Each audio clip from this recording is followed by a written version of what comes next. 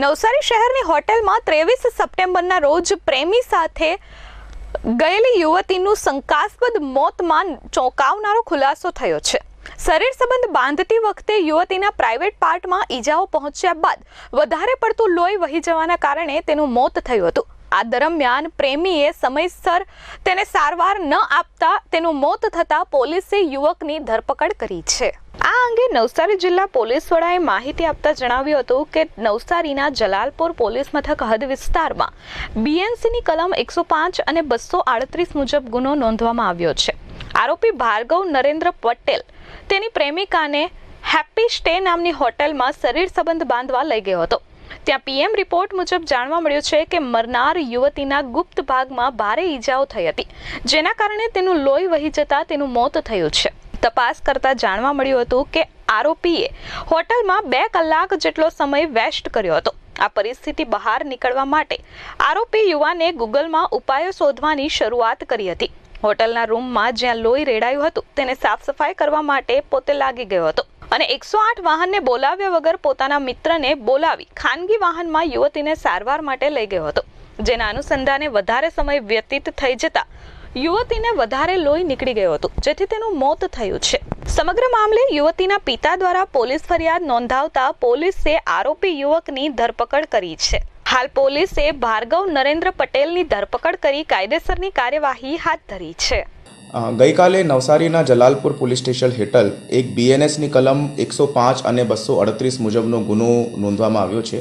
તે ગુનાની હકીકત એવી રીતે છે કે આરોપી ભાર્ગવ નરેન્દ્રભાઈ ભોગ બનનારને શરીર સંબંધ બાંધવા હેઠળ જલાલપુરના હેપી સ્ટે નામના હોટલની અંદર લઈ જાય છે અને ત્યાં હોટલની અંદર લઈ ગયા પછી પીએમ નોટ અનુસંધાને એવી રીતે જાણવા મળે છે કે ભોગ બનનારના ગુપ્ત ભાગની અંદર ગ્રીવિયસ ઇન્જરીઝ હતી અને એ ગ્રીવિયસ ઇન્જરીઝના કારણે વધારે બ્લડ લોસ થતાં એ વિક્ટિમની ડેથ થઈ ગઈ છે।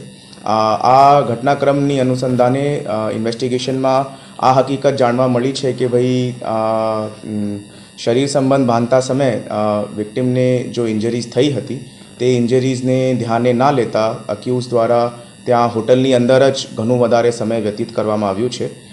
એ પોતાના મોબાઈલ ઉપર ગૂગલ ઉપર સર્ચ કરે છે કે ભાઈ કેવી રીતે આ સિચ્યુએશનથી બહાર નીકળી શકાય છે।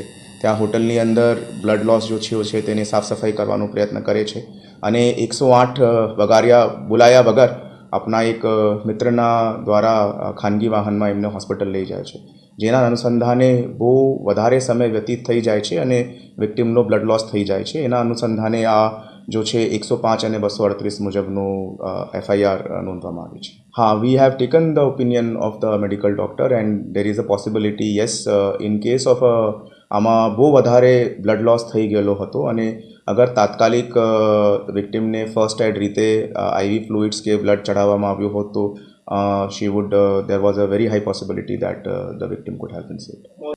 The victim has died due to excessive blood loss after going into hemorrhagic shock.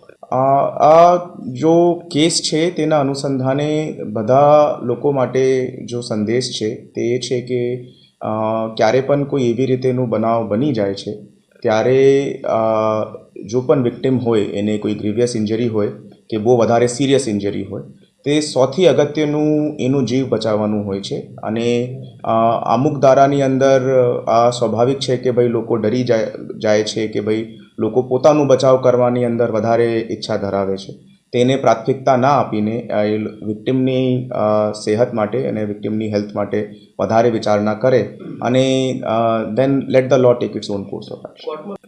અત્યારે કાલે FIR નોંધાઈ છે અને અત્યારે પ્રોડક્શનની કાર્યવાહી the accused has been arrested અને અત્યારે પ્રોડક્શનની કાર્યવાહી ચાલુ છે। Deepak Vasava S24 news Navsari.